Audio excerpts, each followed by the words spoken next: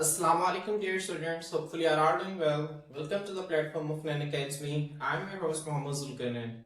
तो स्टूडेंट्स आज के इस वीडियो के अंदर हम 9th class biology new book है जो हमारी उसका हम नेक्स्ट टॉपिक देखेंगे जो कि हमारे पास सेकंड चैप्टर का नेक्स्ट टॉपिक है क्लासिफिकेशन। तो स्टूडेंट्स आए क्लासिफिकेशन को स्टार्ट करते हैं। क्लासिफिकेशन पढ़ने से पहले हमें इसका मतलब का पता होना चाहिए कि क्लासिफिकेशन का मतलब क्या होता है। क्लासिफिकेशन स्टूडेंट्स हम कहते हैं तकसीम करना, ठीक है। किसे कहते हैं?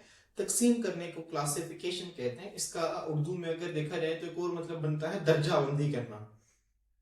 क्लासिफिकेशन का एक और मतलब बनता है दर्जाबंदी करना। इसमें हम क्या करते हैं? दर्जे बना देते हैं, ठीक है। उनकी मुख्तलिफ खसूसियात की बुनियाद पर दर्जे मतलब ग्रुप्स बना देते हैं, अलग अलग ग्रुप्स बना देते हैं, ठीक है। तो क्लासिफिकेशन का बायोलॉजी के अंदर भी इसी तरह का कॉन्सेप्ट है। तो आए इसको देखते हैं क्लासिफिकेशन है क्या, ठीक है। हमारे पास क्या है? वो कहता है क्लासिफिकेशन इज अ प्रोसेस, एक ऐसा अमल है जिसके जरिए ऑर्गेनिजम्स आर डिवाइडेड, जानदारों को तकसीम किया जाता है इनटू ग्रुप्स, ग्रुप्स के अंदर एंड सब ग्रुप्स, और उन ग्रुप से छोटे जो चीज होती है ना उसे सब ग्रुप्स कहते हैं। मैं आपको इसको समझाता हूँ। On the basis of their similarities and differences found in them, उनके दरमियान जो खसूसियात सिमिलर हैं, सिमिलर का मतलब मुश्तरक है, डिफरेंसेस जो उनके दरमियान फर्क पाए जाते हैं। स्टूडेंट्स मैं आपको एक क्लासिफिकेशन को एक एग्जांपल के जरिए समझाता हूँ, ठीक है। सबसे पहले हम ग्रुप्स और सब ग्रुप्स को समझते हैं, फिर हम क्लासिफिकेशन को समझते हैं। स्टूडेंट्स देखिए ग्रुप्स क्या होते हैं। मेरे पास फर्ज करिए मेरे पास एक सर्कल है, ठीक है।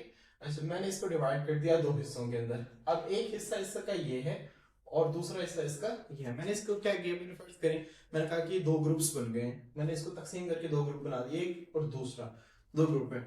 अब जब मैं इसको मजीद तकसीम करूंगा आगे, ठीक है, तब ये दो नहीं रहेगा, ठीक है। अभी दो के साथ तीसरा भी आ जाएगा।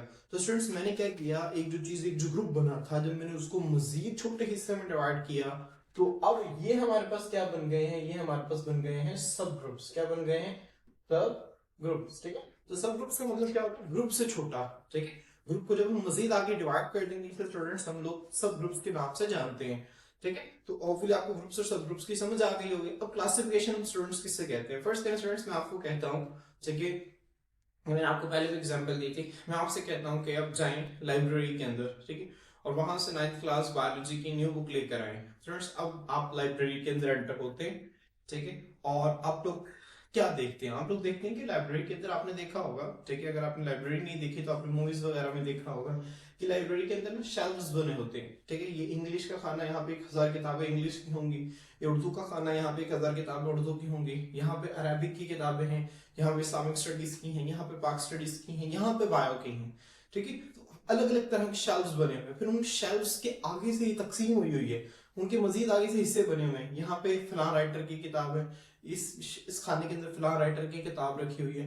तो वो एक, अब ये समझ लें कि उन्होंने वो एक चीज है ना, जो एक बड़ी बिल्डिंग है उसके अंदर किताबों के उन्होंने ग्रुप्स बनाए हैं। शेल्फ है ना, जो उर्दू का ग्रुप है, इंग्लिश का ग्रुप है, बायो का ग्रुप है, मैथ का ग्रुप है, फिजिक्स का ग्रुप है। उस एक शेल्फ के अंदर ना अलग अलग सब ग्रुप्स बने हैं जिसके अंदर अलग अलग राइटर्स की किताबें रखी गई हैं, ठीक है।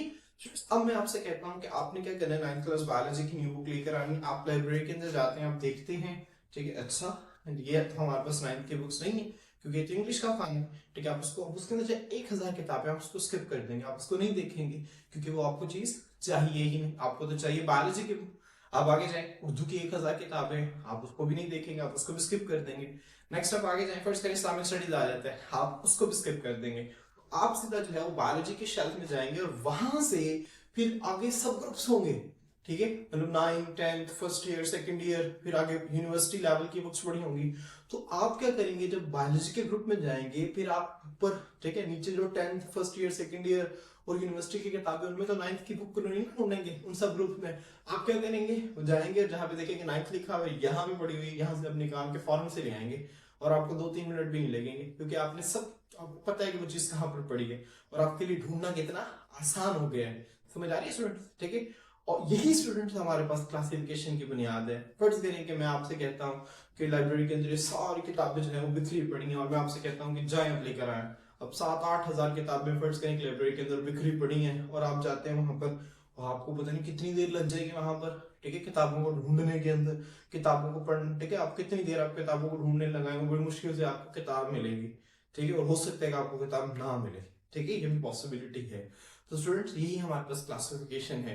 जिस तरह लाइब्रेरी के अंदर 7-8 हजार किताबों में हम कंफ्यूज हो जाते हैं, हमें किताबें नहीं ना मिल रही होती, ठीक है, जब अगर वो बिखरी हालत में पड़ी हो तो वो तो 7-8 हजार किताबें हैं। अगर हम जिंदा जानदारों की बात करें तो 20 लाख हैं। कितने हैं?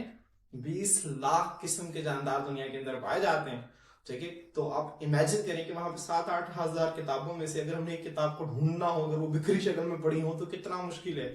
और यहाँ पर हमारे पास 20 लाख किस्म के 2 मिलियन काइंड ऑफ ऑर्गेनिजम्स मौजूद हैं, जिनमें से हमारे पास जो 5 लाख के करीब है, 0.5 स्टूडेंट्स, मिलियन कहते हैं 10 लाख को, 1 मिलियन किसे कहते हैं? 10 लाख को कहते हैं। हमको पता होना चाहिए 1 million is equal to 10 lakh, तो आधा मिलियन मतलब 5 लाख, ठीक है। और 1.5 मिलियन मतलब 15 लाख, एक 10 लाख और आधा 5, तो 10 और 5 15 लाख, ठीक है।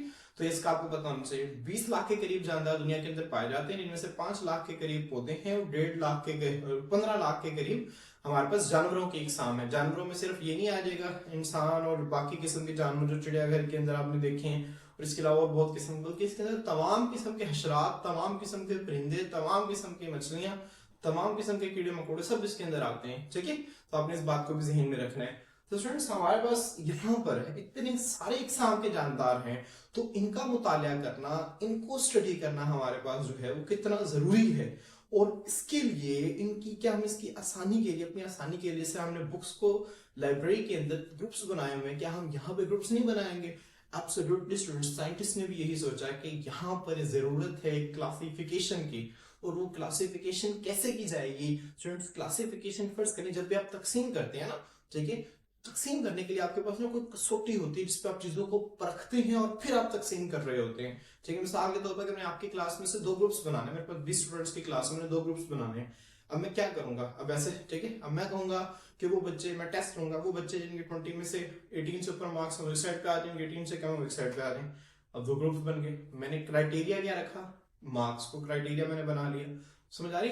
इस तरह हम जब बायोलॉजी के अंदर जब हम ग्रुप्स बनाते हैं क्लासिफिकेशन के अंदर, तो यहाँ पे हम क्राइटेरिया क्या रखते हैं, यहाँ पे हम किस चीज को आप समझ लें कि कंसिडर करते हैं जानदारों के ग्रुप्स बनाते वक्त, वो चीज हमारे पास स्टूडेंट्स क्या है, वो चीज हमारे पास उनके दरमियान की सिमिलैरिटीज और डिफरेंसेस। ये बिल्कुल इस तरह है जैसा लाइब्रेरी के अंदर ना, अब देखिए उर्दू की जो खाने की किताबें पढ़ी, वो सारी उर्दू की किताबें, ये इनके दरमियान एक मुश्तरक चीज है, ठीक है। और इंग्लिश के खाने में पढ़ी, उस खाने में क्यों नहीं पढ़ी? क्योंकि वो इंग्लिश की है, उसकी खसूसियात इससे मुख्तलिफ है। समझ आ रही है ना?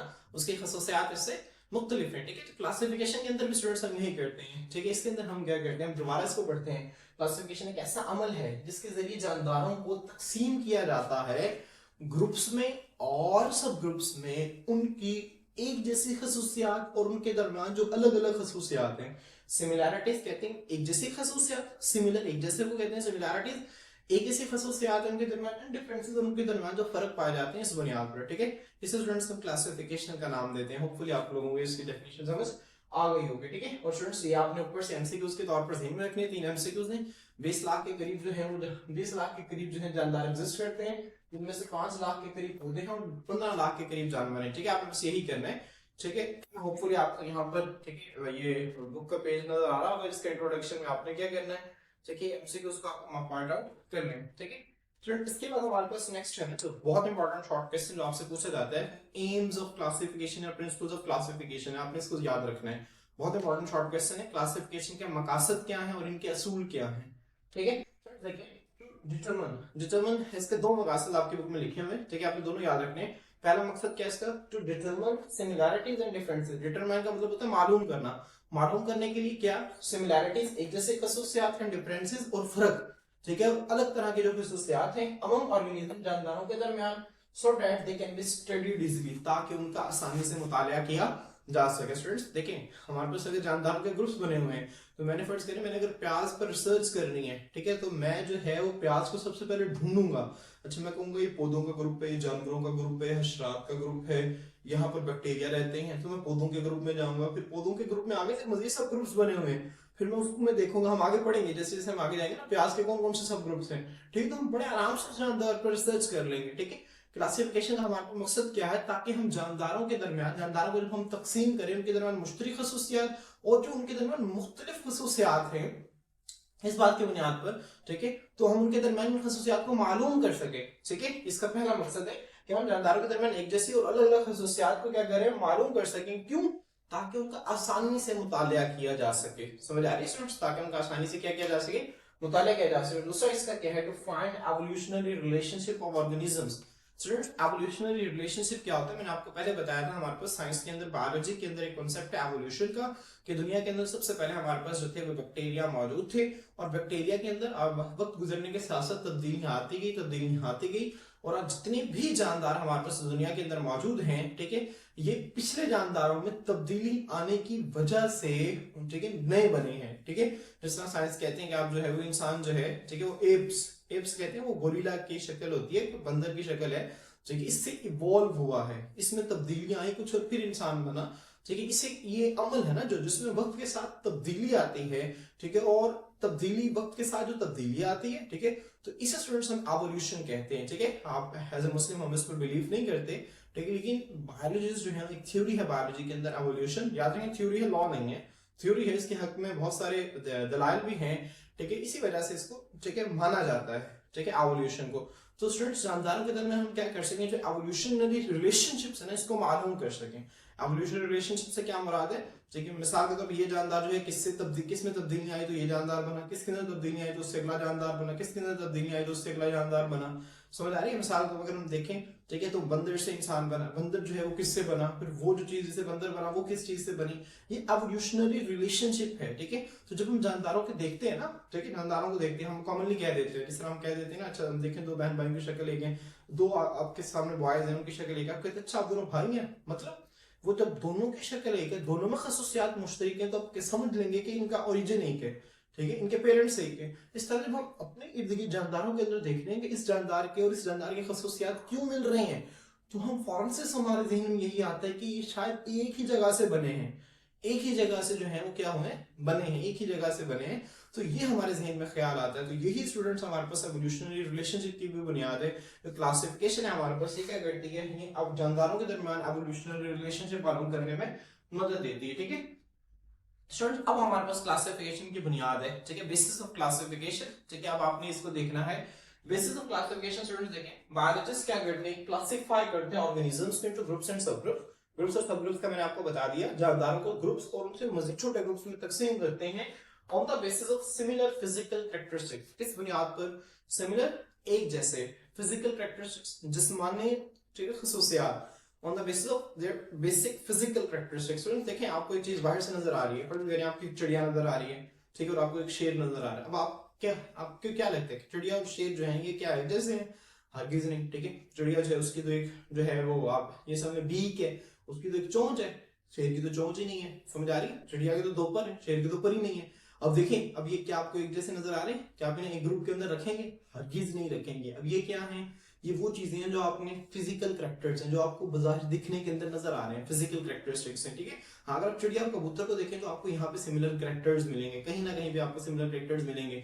उसके भी दो पर हैं, उसके भी दो पर हैं, उसकी भी चोंच है, उसकी भी चोंच है, वो भी उड़ता है, वो भी उड़ती है, उसके भी दो पाँव, उसके भी दो पाँव, उसके भी पर होते हैं, फीदर्स होते हैं। ठीक है, तो अब इनको आप एक ग्रुप के अंदर रख सकते हैं। समझ आ रही है स्टूडेंट्स? तो बायोलॉजिस्ट हैं वो ग्रुप क्लासिफिकेशन किस बुनियाद पे करते हैं? जो उन्हें बाहर फिजिकल कैरेक्टर्स, फिजिकल का मतलब होता है जिस्मानी, जो उन्हें बाहर से आम आंख से जो खसूसियात नजर आ रही होती हैं, इसकी बुनियाद पर वो उन्हें तकसीम करते हैं। इसके बाद स्टूडेंट क्या है, इन रिसेंट टाइम, हालिया दौर के अंदर, they also take help from genetics. अब साइंटिस्ट क्या करते हैं, वो जेनेटिक्स से हेल्प लेते हैं। स्टूडेंट, जेनेटिक्स क्या है? ये बायोलॉजी की वो ब्रांच है जिसके अंदर हम विरासत, डीएनए, विरासती मादे, डीएनए, जिसे हम डीऑक्सीराइबो न्यूक्लिक एसिड कहते हैं। यहां पर लिख देता हूं, ठीक है, डीऑक्सीराइबो न्यूक्लिक एसिड। ठीक है, इस डीऑक्सीराइबो न्यूक्लिक एसिड हमारे जिस्म के अंदर विरासती मादा है, ठीक है, जो कि वालिदैन से बच्चों में खसूसियात को मुंतकिल करता है। ठीक है, तो इस डीएनए की बुनियाद पर भी, अब जिनका डीएनए मैच कर जाता है हम उन्हें ग्रुप पे रख देते हैं, जिनका डीएनए मैच नहीं करता उनको हम ग्रुप्स में रख देते हैं। ठीक है, तो रिसेंट टाइम में, आजकल के जमाने में जो साइंटिस्ट हैं वो जेनेटिक्स को भी इस्तेमाल कर रहे हैं।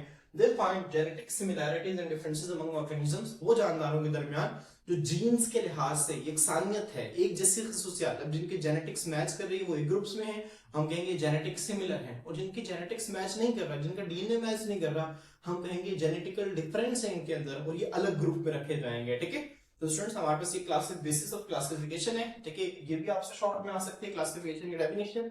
एम्स भी आपसे शॉर्ट में पूछे जाते हैं, बेसिस ऑफ क्लासिफिकेशन भी आपसे शॉर्ट में पूछी जाती है, आपने इतनी यहीं तक करनी है। ठीक है, इसके बाद हमारे पास एडवांटेजेस ऑफ क्लासिफिकेशन है। ठीक है, ये ब्लू कलर का आपके बुक के अंदर बॉक्स बना हुआ है, आपसे लॉन्ग क्वेश्चन के तौर पर पूछा जा सकता है, तो ये इंपॉर्टेंट है, आपने इसको अच्छे तरीके से याद करना है। ठीक है, स्टूडेंट्स हम देखें एडवांटेजेस क्या हैं। ठीक है, इसके 5 एडवांटेजेस आपके बुक के अंदर लिखे हुए हैं, बहुत आसान है। हम लाइब्रेरी वाले एग्जांपल के साथ को देखते हैं। क्लासिफिकेशन क्या कहती है, allow biologist to group similar organisms together. ठीक है, क्लासिफिकेशन जो है वो बायोलॉजिस्ट को क्या करती है, इजाजत देती है को एक जैसे जानदार है ना, जो उनको एक ही ग्रुप के अंदर डाल दें। जिस तरह लाइब्रेरी के अंदर हमने एक जैसी किताबों को एक ही खाने के अंदर रख दिया था। ठीक है, तो क्लासिफिकेशन क्या करती है, अलाउ इजाजत देती है बायोलॉजिस्ट को। ठीक है, बायोलॉजिस्ट मतलब वो बंदे जो बायोलॉजी को पढ़ रहे हैं। ठीक है, तो ग्रुप सिमिलर, तो ग्रुप का मतलब इकट्ठा करना, वो ग्रुप कर दे, इकट्ठा कर दे सिमिलर ऑर्गेनिजम्स, एक जैसे जानदारों को। ठीक है, टुगेदर, इकट्ठा, making it easier, making it, इसे बना दे, इजियर, आसान, making it easier to identify. ठीक है, ताकि आसान हो जाए क्या, आइडेंटिफाई। आइडेंटिफाई का मतलब स्टूडेंट्स क्या होता है, शनाख्त करना, पहचानना। ठीक है, अंडरस्टैंड और समझना, दे उनकी खसूसियात को समझ आ रही। जो बायोलॉजिस्ट, क्लासिफिकेशन बायोलॉजिस्ट को इजाजत देती है कि वो जो जानदार हैं उनके एक जैसे खसूसियात, एक जैसी खसूसियात वाले जानदारों को इकट्ठा कर दें, ताकि उनको पहचानना और उनका मुताला करना क्या हो जाए, आसान हो जाए। ठीक है, उनके दरमियान ताल्लुकात, रिलेशनशिप्स, क्या रिलेशन है, कौन कहां से किससे इवॉल्व, किससे तब्दीलियां आके बना है, इसको स्टडी करना आसान हो जाए। ठीक है, एवोल्यूशनरी हिस्ट्री, एवोल्यूशनरी हिस्ट्री को मैंने आपको बताया कि जानदारों के दरमियान तब्दीलियां आती हैं और तब्दीलियां आने से नए जानदार बनते हैं। ठीक है, तो ये जो सारी चीजें हैं, इसको जो है वो आसानी से इसका मुताला किया जा सके। ठीक है, तो देखें क्लासिफिकेशन जो है बायोलॉजिस्ट को इजाजत देती है वो एक जैसे जानदारों को, ठीक है, इकट्ठा करके ग्रुप में ले आए। ठीक है, फिर क्या होगा, फिर उनको पहचानना, उनकी खसूसियात, उनके दरमियान के ताल्लुकात और उनकी जो एवोल्यूशनरी हिस्ट्री है, इसको समझना आसान हो जाएगा। ठीक है, तो स्टूडेंट्स इस लाइन का ये मतलब है। अब देखिए आपके क्लास सेकंड पॉइंट है। ठीक है, आसान है, classification provides a framework. Framework का मतलब होता है स्टूडेंट ढांचा। ठीक है, क्लासिफिकेशन हमें एक ढांचा फराहम करते हैं studying and comparing different species. Studying का मतलब होता है मुताले के लिए, मुताला करना, एंड कंपेयरिंग का मतलब होता है मवाजना। स्पीशीज मैंने आपको बताया था जानदारों की किस्म को कहते हैं। मिसाल के तौर पर इंसान, हम एक जानदार की किस्म है। ठीक है, डॉग है वो एक जानदार की एक अलग किस्म है, कैट, बिल्ली वो एक जानदार एक अलग किस्म है जानदार की। ठीक है, ये स्पीशीज हैं। ठीक है, स्पीशीज हम कहते हैं जानदारों की किस्म जो है। ठीक है, मिसाल के तौर मैं इंसान हूँ, ठीक है, मैं एक स्पीशी हूँ। ठीक है, एक कैट है वो एक स्पीशी है। ठीक है, हम इसकी आगे डेफिनेशन देखेंगे, हम जिस अभी इस चैप्टर में आगे जाएंगे ना, हम इसकी डेफिनेशन डिटेल से देखेंगे। तो क्लासिफिकेशन क्या करती है, हमें एक फ्रेमवर्क, एक ढांचा फराहम करती है।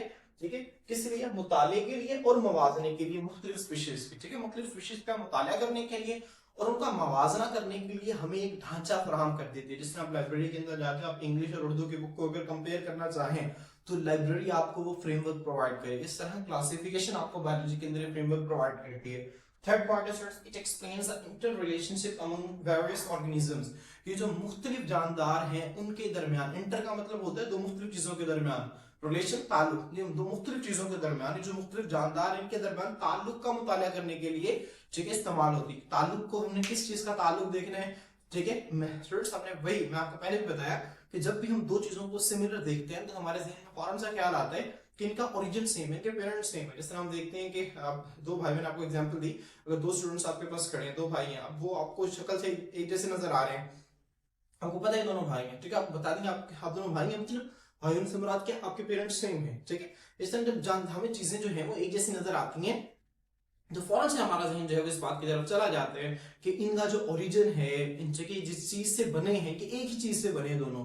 ठीक है, इसी तरह जब हम चिड़िया और कबूतर को देखते हैं तो हमें ऐसा लगता है कि इनका ओरिजिन सेम है, क्योंकि ऐसा कैसे हो सकता है कि इनके दरमियान इतनी सारी खसूसियात जो है मुश्तरक हों।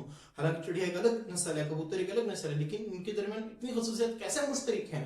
ठीक है, तो ये भी स्टूडेंट्स हमें जो है वो क्लासिफिकेशन की बुनियाद देता है। जानदारों के दरमियान जो पाया जाने वाला ताल्लुक है इसका मुताला कर सकते हैं। उसके बाद students it helps in identification of new species. अब देखिए कोई नई स्पीशीज दरियाफ्त हुई है, फर्ज करें कोई नई जानदारों की नस्ल दरियाफ्त हो गई है। ठीक है, तो उनकी शनाख्त करने में हमें मदद मिलेगी। ठीक है, फर्ज करें मेरे पास एक बुक आई है, ठीक है, तो मुझे बुक समझ नहीं आ रही, उसका पहला पेज फटा हुआ है, अब मैं देख रहा हूँ उर्दू में लिखी हुई है, अब उर्दू की है, इस्लामियात की है, मुतालिया की है, पता नहीं किस सब्जेक्ट की है, तो अब मैं जब मुझे चीजें मेरे पास पढ़ी होंगी तो मैं बड़े आराम से इसको कंपेयर कर लूंगा। अच्छा ये नई चीज आई है, अच्छा ये इसके साथ इसके खसूसियात ज्यादा मिलती है, नहीं इसके साथ नहीं मिलती, अच्छा इसके साथ मिलती है, इसको यहाँ पे रखते हैं। ठीक है, तो हमारे पास क्लासिफिकेशन है, ये क्या करती है, नई स्पीशीज आइडेंटिफिकेशन, आइडेंटिफिकेशन का क्या मतलब होता है, शनाख्त, पहचान को कहते हैं। जैसे आपका नेशनल आइडेंटिटी कार्ड होता है, वो आपकी शनाख्त है, CNIC जिसे आप कहते हैं, शनाख्ती कार्ड, ठीक है। तो शनाख्त, इस शनाख्त है हमारे पास, नई स्पीशीज करने में हमें मदद मिलती है।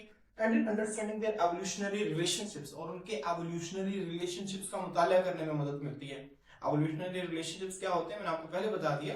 ये जानदारों के दरमियान ऐसे ताल्लुक है जिसमें हम स्टडी करते हैं कि वक्त गुजरने के साथ साथ कौन सा जानदार तब्दील होकर उसने किस जानदार को बनाया, ठीक है। स्टूडेंट्स, हमारे पास लास्ट है क्लासिफिकेशन, तो हेल्प क्या करती है, प्रोवाइड करती है common language for biologist. Students, हम इसे आगे देखेंगे, ठीक है। बायनोमियल नोमेनक्लेचर के नाम से हमारा टॉपिक होगा, जिसके अंदर हम देखेंगे कि जानदारों को किस तरह से हम साइंसी नाम देते हैं, ठीक है। अब वो जो साइंसी नाम है ना, वो सारी दुनिया के अंदर कॉमन है, ठीक है। अब वो जो साइंसी नाम है, वो जो सिस्टम है, वो बायोलॉजिस्ट को एक आम जुबान फराहम कर देता है, सारी दुनिया के बायोलॉजिस्ट को एक कॉमन लैंग्वेज दे देती है, ठीक है। क्लासिफिकेशन है वो सारी दुनिया के अंदर बायोलॉजिस्ट को एक कॉमन लैंग्वेज देती है, एक मुश्तरक, एक, ठीक है, मुश्तरक जुबान फराहम करती है, ठीक है, अराउंड द वर्ल्ड, सारी दुनिया के अंदर, ठीक है। एनेबलिंग का मतलब होता है स्टूडेंट्स काबिल बनाना, ठीक है। इफेक्टिव कहते हैं मौसर को, कम्युनिकेशन कहते हैं राब्ते को, बातचीत करना, in the study of organism, ठीक है। ताकि हमारे पास सारी दुनिया के अंदर बायोलॉजिस्ट जो है ना, उनको एक कॉमन लैंग्वेज होगी, उनके पास एक जैसी जुबान होगी जानदारों के लिए। तो वो क्या होगा, उससे फायदा क्या होगा, उससे ये होगा कि जानदारों का मुतालिया जो है वो क्या हो जाएगा, आसान हो जाएगा और ज्यादा मौसर तरीके से हो सकेगा, ठीक है। फर्ज करें कि मैं यहाँ पे जाता हूँ, मैं यहाँ पे कहता हूँ मैंने प्याज पर रिसर्च किया, अब मैं अमेरिका चला गया, तो अमेरिका वालों को तो प्याज का नहीं ना पता, ठीक है। अब फर्ज करें कि मैं किसी ऐसे मुल्क में चला गया जहाँ पे चाइनीज में चला गया, वहां पे मैं अनियन कहता हूँ, चाइनीज को तो नहीं समझ आनी अनियन क्या होता है, क्योंकि वो चाइनीज बोलते हैं। तो स्टूडेंट्स, हमारे पास अब ये जो बायनोमियल नोमेनक्लेचर का ये जो सिस्टम है, जिसे हम कॉमन लैंग्वेज का नाम दे रहे हैं यहाँ पर, इसे हम देखेंगे बायनोमियल नोमेनक्लेचर। क्या है बायनोमियल नोमेनक्लेचर, हम इसे आगे पढ़ेंगे, ठीक है।